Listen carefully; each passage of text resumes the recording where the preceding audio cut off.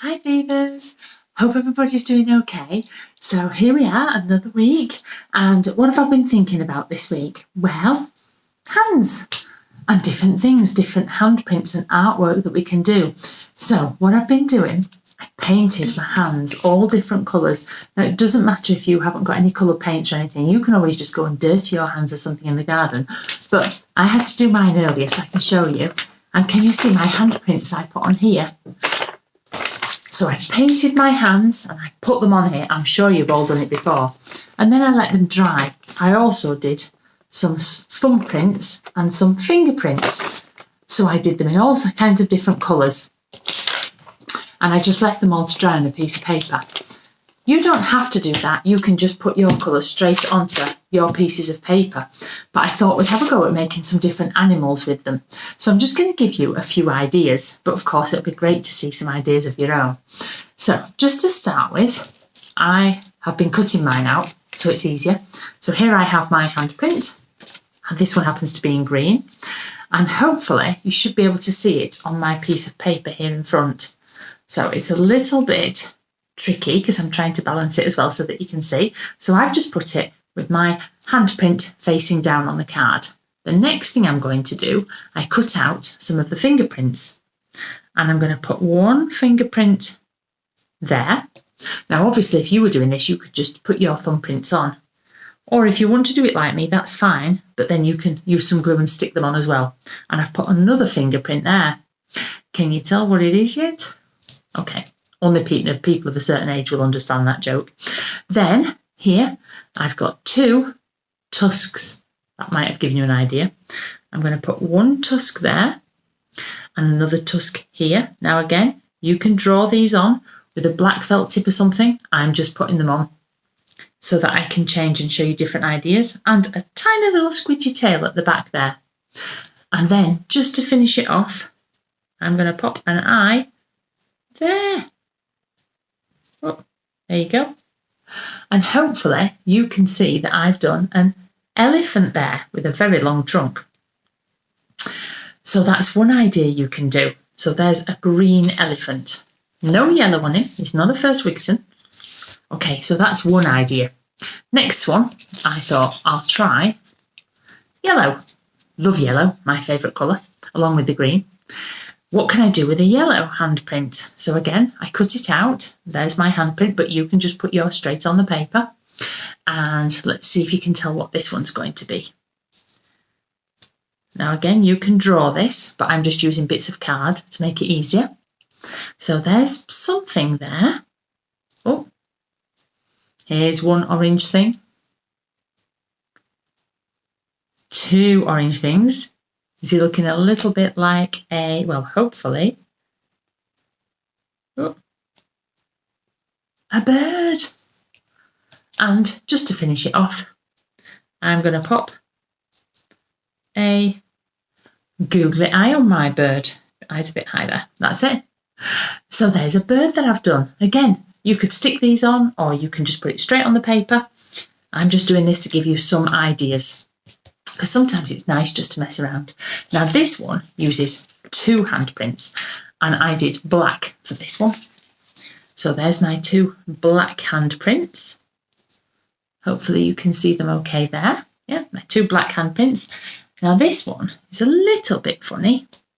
Again, it's got two orange things sticking out. Okay, it's taking shape. And then here I did a big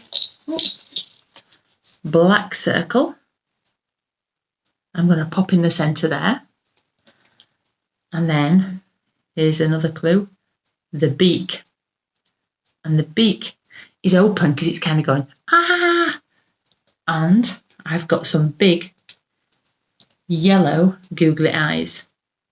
Pop that in there. And the bird's kind of panicking because it looks like he's going to crash land. He's going, ah, crashing down to earth. So there's my bird. So that's 3 ideas.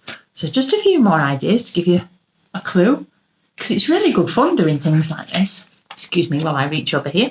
So here I've got some handprints. I got blue and green and I put them together. Now this is one of my favourite birds. I used to have these. where I used to live. And I'm putting a green one, a blue one, a green one, and another blue one together, like so. And I'm kind of fanning them out, so that might give you an idea what kind of bird it will be. Then I've cut out a bit of a funny shape, that one, but you'll see in a moment when I put it down, hopefully. Put that one down there, and I'm just going to put that across the bottom so you can tell it's got something to stand on there. And we need, because I do like my birds, a beak. And you know what's coming next? The googly eyes. And there we have a peacock. Now, to fancy my peacock up, you'll have to excuse me from leaning over here because I'm trying to get the bits. But I've also cut out some of my fingerprints and thumbprints.